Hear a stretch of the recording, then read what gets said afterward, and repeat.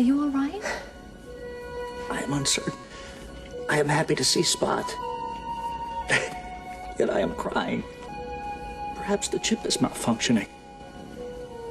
I think it's working perfectly.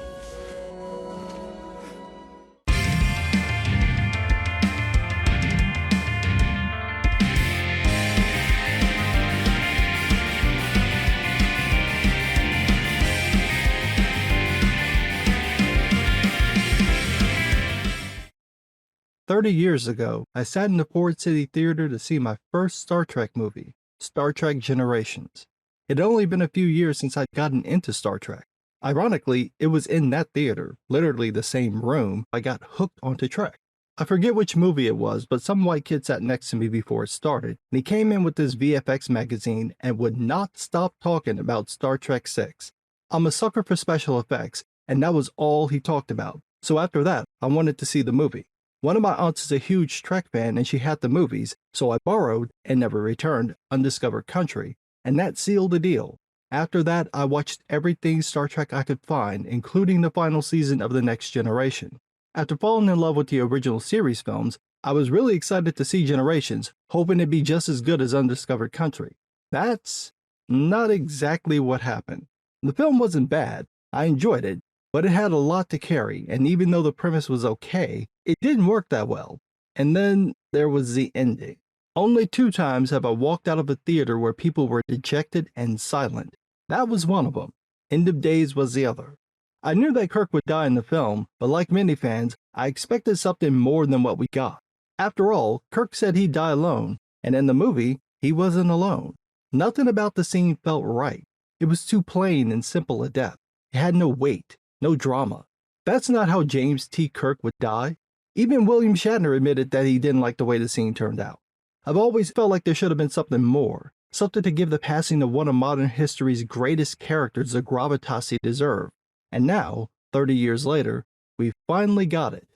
Otoy, I hope I'm pronouncing that correctly, released the short film 765874 Unification. The title doesn't exactly roll off the tongue, but this 8-minute short is some of the best Trek I've seen in years. It picks up right after Kirk's death and shows us what he sees after he dies. There are no words. I'm not saying I'm speechless, but that there is literally no spoken dialogue. It's just Kirk realizing what's happened and meeting some familiar faces, especially one in particular, before his sun finally sets. It's perfect. It's brilliantly filmed, and it's the send-off Kirk and Spock really needed.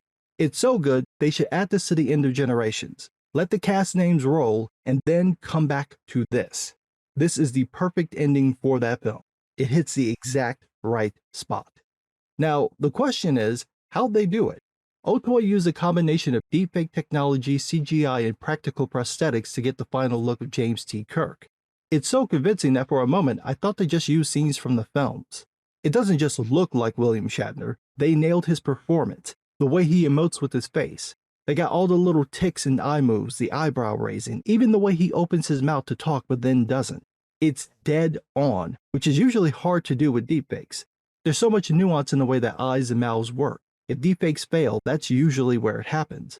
It also helps that Kirk doesn't talk, because deepfakes get a little wonky when it comes to dealing with teeth. There are a handful of moments where Kirk's face looks a little janky, where it kind of breaks the illusion, but for the most part, they got it.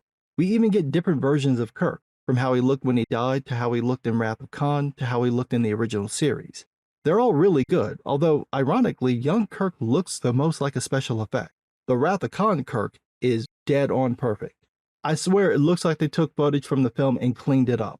I don't even believe this is VFX. It's so dead on to what he looked like back then that if you told me they went back in time and filmed Shatner then, I'd believe you. They also did a great job with Spock. Again, there's some jank around his nose in the first shot where it's a little blurry, but after that, it's fine. And honestly, I don't even care because the scene is so good. I also love that they added in Spock's passing. You'd expect that if one died before the other, he would come to welcome his friend to the other side. We'll just set aside that technically Spock is in an alternate universe when he dies, so how would Kirk find him? I don't care. I don't care. This is what I need. I don't care if it's wrong. It's just nice to see Kirk and Spock on screen together one last time. And like I mentioned, there was a little fan service in the film. Sarek is there, along with her and Spock's son. Remember, she had sex with Spock in Star Trek III for the Ponfar, so there's a nice recognition of that. And again, the acting is perfect. It's exactly what Shatner would do. Just the pausing alone, the way he realizes who the old man is and then takes that moment to almost speak but doesn't. Totally sells it. Now, I just watched Shatner on Bill Maher's podcast, and it's hard to believe Shatner is 93. Age is finally starting to catch up with him, but remember, just a few years ago, this man was still riding horses, in his late 80s. Then I started thinking, how old is the rest of the cast? And realized that there's only 3 of the original cast still with us. William Shatner, Walter Koenig, and George Takei. I know 2 of the 3 don't really like the other one, but it'd be really cool if we can get something with them together before they leave us. They could lend their voices, and we could use our VFX magic to have a final outing with Kirk, Sulu, and Chekhov. Probably won't happen, but it'd be nice to see.